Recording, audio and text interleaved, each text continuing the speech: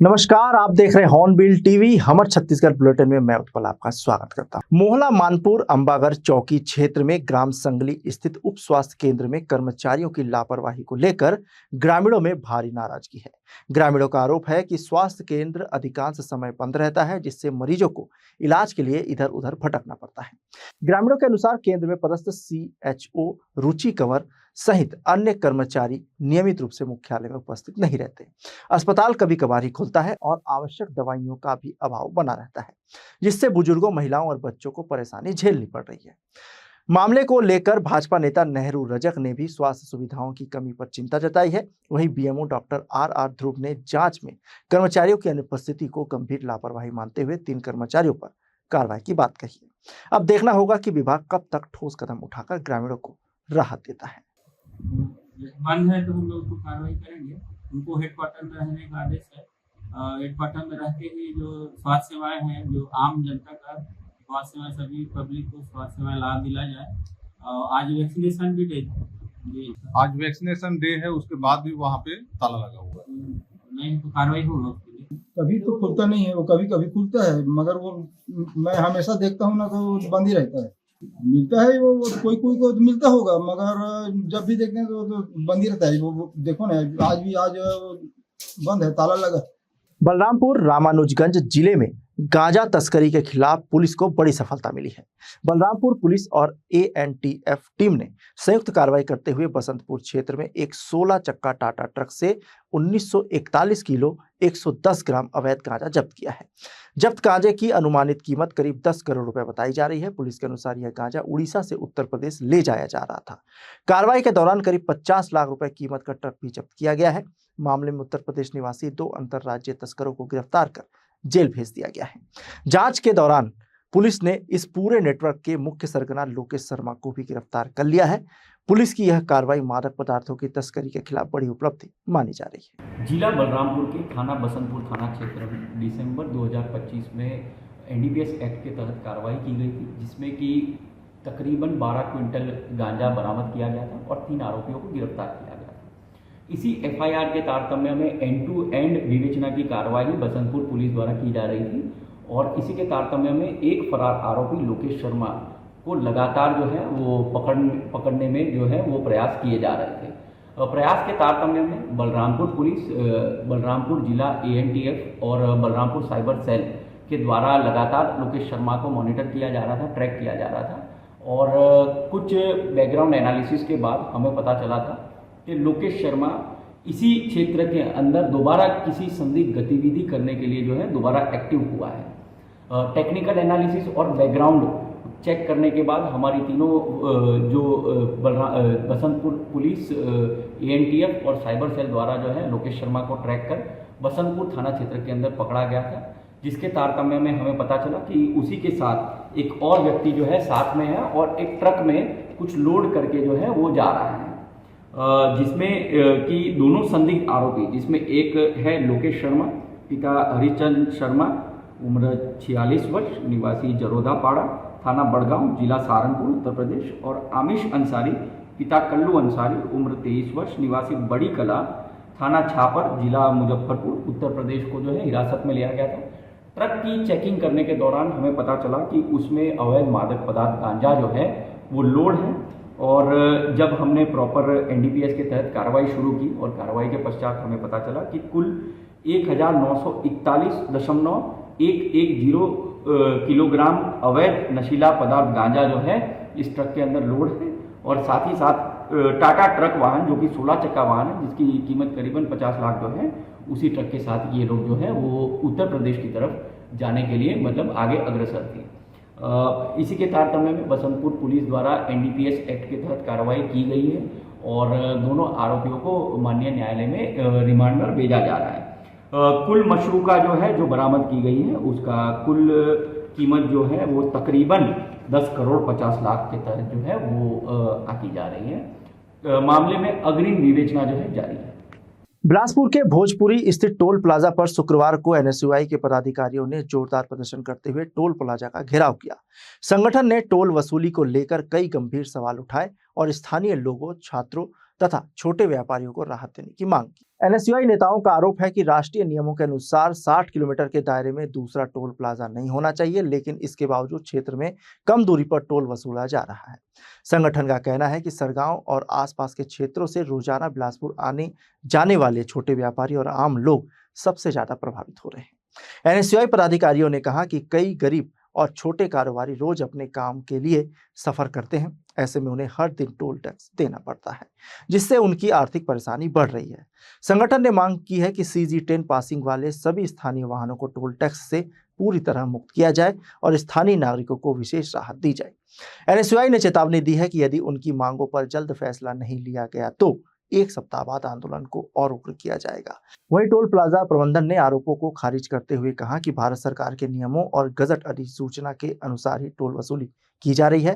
Toll plaza के manager Naresh Kumar ने बताया कि स्थानीय पात्र लोगों को नियमानुसार छूट प्रदान की जा रही है। उन्होंने कहा कि 20 किलोमीटर के दायरे में रहने वाले लोगों के लिए मासिक पास की सुविधा उपलब्ध है, जिसके तहत लगभग 3000 रुपए में 200 बार आवागमन की सुविधा दी जाती है। देखिए, लगातार शहर से लगे कुछ चिन्हित टोल है जिनमें लोगों से भद्रता, लोगों के आवागमन में, चाहे वो छोटे व्यापारियों की बात हो, चाहे वो छात्रों की बात हो और चाहे वो कमजोर वर्ग के लोगों की बात हो, तो इसके लिए लेकर हम लोग आज CG10 फ्री को लेकर एक ज्ञापन हमने तहसीलदार के माध्यम से मुख्यमंत्री जी के नाम सौंपा है। और अगर 6 दिन में इसमें कोई निर्णय नहीं आएगा छोटे व्यापारियों के लिए, छात्रों के लिए, कमजोर वर्ग लोगों के लिए, तो हम लोग इसमें निश्चित बड़ा आंदोलन खड़ा करेंगे। मैं आपसे निवेदन करना चाहता हूँ, आपके माध्यम से निवेदन करना चाहता हूँ कि चाहे शहर से लेके लुम्हा टोल लगा हुआ है, शहर से लेके सरगांव टोल ये वाला लगा हुआ है और शहर से लेके मस्तूरी गैस टोल लगा हुआ है, तो मैं आपको सबसे पहले तो ये बताना चाहता हूँ 60 किलोमीटर के दायरे में 2 टोल नहीं हो सकते। और आप लीम्हा के आगे भी चल दीजिए, वो भी 54 किलोमीटर के दायरे में है, ये भी 54 से 55 किलोमीटर के दायरे से कम है। ये नितिन गडकरी जी की खुद बयान का उल्लंघन कर रहे हैं, उनकी योजनाओं को कहीं ना कहीं ये आवाज वसूली के रूप में संचालित कर रहे हैं। NH30 का है, NH49 का है, बोलते इसको कैसे देखते हैं? NH30 और NH49 जो भी आप कह रहे हैं बहुत अच्छी बात है, लेकिन मैं आपको बताना चाहता हूँ जितना राजस्व आना चाहिए एक रोड टैक्स का, वो तो आ चुका है, जिसको इन्होंने टेंडर जारी किया था। अब उसका टेंडर जब समाप्त हुआ तो NHAI ने अपने अधीन ले लिया। ऐसा क्यों?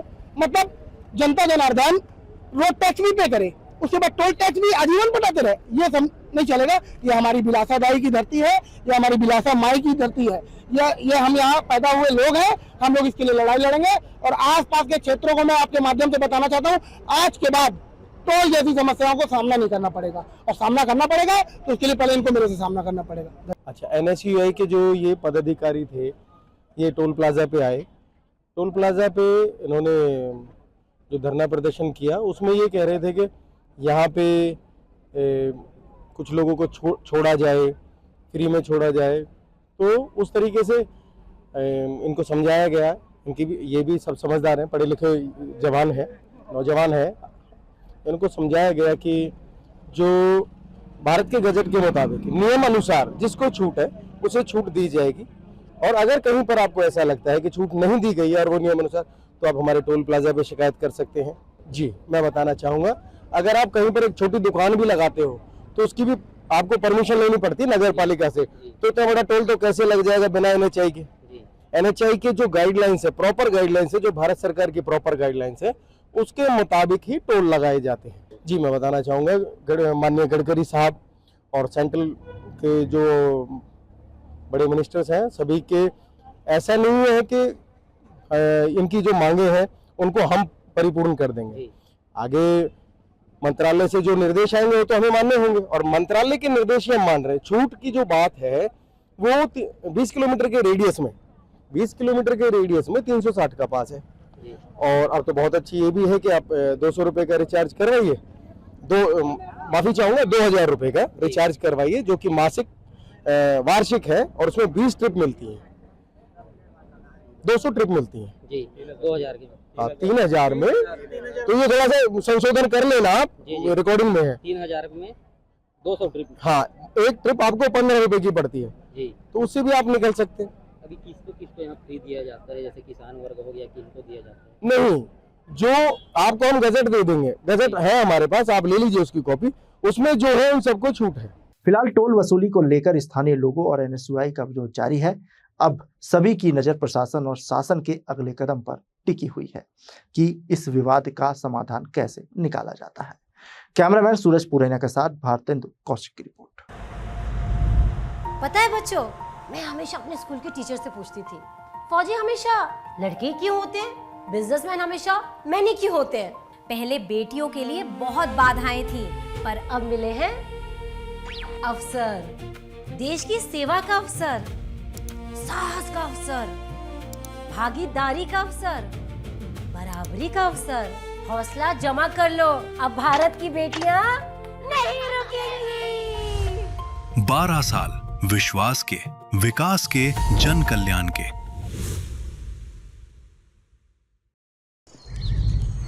बाबूजी के गुजर जाने के बाद ना बेटा एकदम अकेला पड़ गए थे, कभी कर्जा कभी ब्याज।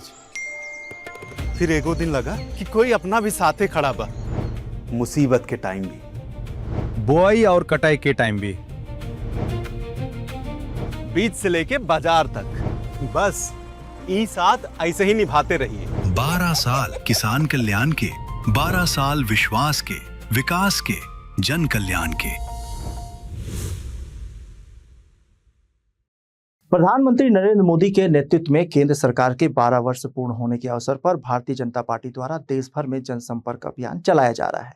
इसी क्रम में 2 दिवसीय दौरे पर रायपुर पहुंचे केंद्रीय कपड़ा मंत्री गिरिराज सिंह एवं मुख्यमंत्री विष्णुदेव साय ने शहर के एक निजी होटल में संयुक्त प्रेस कॉन्फ्रेंस को संबोधित किया। प्रेस वार्ता के दौरान दोनों नेताओं ने प्रधानमंत्री नरेंद्र मोदी के 12 वर्षों के कार्यकाल की प्रमुख उपलब्धियों को पत्रकारों के समक्ष रखा। केंद्रीय मंत्री गिरिराज सिंह ने कहा कि प्रधानमंत्री मोदी के नेतृत्व में भारत ने वैश्विक स्तर पर अपनी मजबूत पहचान बनाई है। गरीब कल्याण, किसानों के उत्थान, महिलाओं के सशक्तिकरण, डिजिटल क्रांति, आधारभूत संरचना विकास और राष्ट्रीय सुरक्षा के क्षेत्र में ऐतिहासिक कार्य किए जाने की बात कही। सबका साथ, सबका विकास, सबका प्रयास के मंत्र से काम किया है। नरेंद्र मोदी दुनिया में भारत के झंडों को ऊंचा किया है। आज दुनिया का हर देश नरेंद्र मोदी से हाथ मिलाना चाहता है। वो ताकत देश के 145 करोड़ लोगों की ताकत के कारण आज पूरे दुनिया में भारत की ताकत बढ़ी है। विदेशी, हमने जब विदेश यात्रा कर रहे थे, कह रहे थे विदेश नीति क्या होगी, आज पूरी दुनिया कह रही है। चाहे मुझे सम्मान करने वाले हों, चाहे मुझे अपमान करने वाले हों, चाहे अमेरिका हो, रशिया हो, चाइना हो, सब कह रहा है भारत की नीति सबसे अच्छी है। भारत की नीति ऐसी नीति है कि भारत के प्रधानमंत्री देश के लिए जो हितकर होता है वही करते हैं। वही कारण है कि आज देश आगे बढ़ रहा है और 2047 में भारत दुनिया का सर्वश्रेष्ठ भारत बनेगा। यही मोदी का सपना है। बहुत बहुत धन्यवाद। है वो उनको फटकार भी लगाए। 7 करोड़ से ला करके 2,42,000 करोड़ तक टैक्स को लाया। वही नहीं, 22 देशों से जो लोग डॉलर डॉलर चिल्लाते हैं, हम रुपयों से कारोबार कर रहे हैं। 22 देशों से। ये छोटी बात नहीं है। रशिया से भी हम रुपयों से काम करते हैं। उनका रूबेल आता है यहाँ, हम यहाँ से रुपये से कारोबार करते, तेल खरीदते। कई देशों से। एक तो ये काम किया। दूसरा, 16 लाख करोड़ से बजट को 53.5 लाख करोड़ पर लाने का काम किया। वही नहीं, मैं आपसे कहूं कि आज के दौर में दुनिया के सामने भारत की इकोनॉमी को 10वें स्थान से उठा के 4थे-6थे स्थान पर लाने का काम किया। वो इसलिए किया कि 2 ट्रिलियन के इकोनॉमी को 4 1.2 ट्रिलियन इकोनॉमी पर लाने का काम किया। जो मुद्रा हमारा बैंक था, विदेशी मुद्रा कोष, वो 250 बिलियन से अभी 680 बिलियन पर था। हम 724 बिलियन तक गए थे। वही नहीं, मैं अगर कहूं एफडीआई 304 बिलियन डॉलर से यानी 18 लाख करोड़ से उठा करके 863 बिलियन डॉलर यानी 82 लाख रुपये पर लाने का काम किया। ये इकोनॉमी को उठाने का काम किया। और अगर एक्सपोर्ट को कहेंगे तो 28 लाख करोड़ का था, आज 82 लाख करोड़ का है। मैं पूछना चाहता हूं, मंत्री जी ने जैसा कि कहा, विरासत के साथ विकास या विकास के साथ विरासत, दोनों को लेने का काम किया। और वही नहीं, दुनिया में भारत के सम्मान को ऊंचा किया। 32 देशों ने अपने देश के सर्वोच्च सम्मान से सम्मानित किया।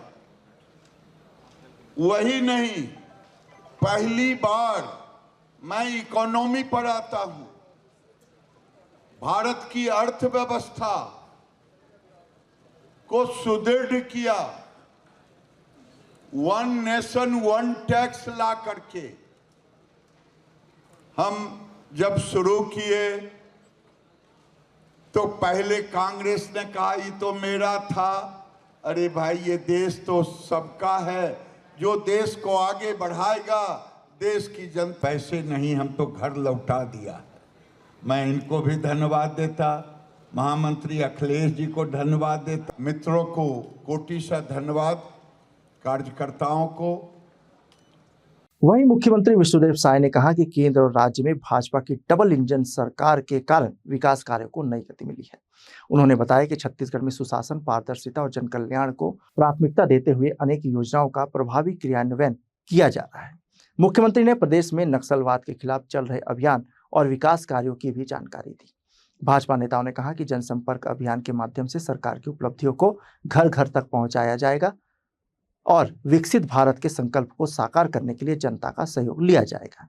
इस दौरान भाजपा के कई वरिष्ठ पदाधिकारी और कार्यकर्ता भी उपस्थित रहे। तो बहुत बहुत बधाई प्रेषित करता हूं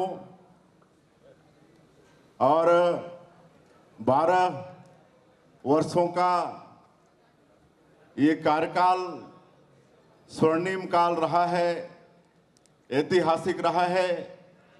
ऐसे प्रधानमंत्री श्री नरेंद्र मोदी जी, जो अपने को प्रधानमंत्री नहीं प्रधान सेवक कहते हैं और 140 करोड़ भारतवासियों को अपना परिवार मानते हैं और सबका साथ, सबका विकास, सबका विश्वास और सबका प्रयास, इसको मूल मंत्र मानते हुए दिन और रात 140 करोड़ भारतवासियों की चिंता करते हैं, जिनके नेतृत्व में नए भारत का निर्माण हो रहा है। एक समृद्ध और सशक्त भारत का निर्माण हो रहा है।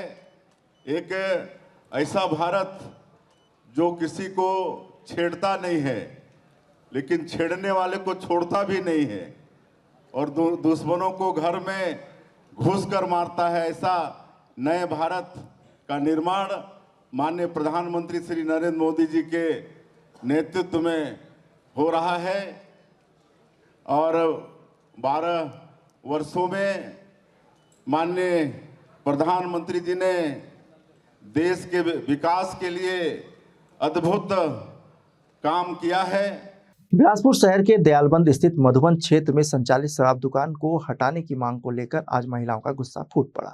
बड़ी संख्या में स्थानीय महिलाएं और आवासीय परिसर की रहवासी शराब भट्टी के सामने पहुंची और विरोध प्रदर्शन करते हुए दुकान को यहां से हटाने की मांग की। आक्रोशित महिलाओं का कहना है कि मधुबन क्षेत्र में पिछले करीब 10 वर्षों से देसी और विदेशी शराब दुकान संचालित हो रही है।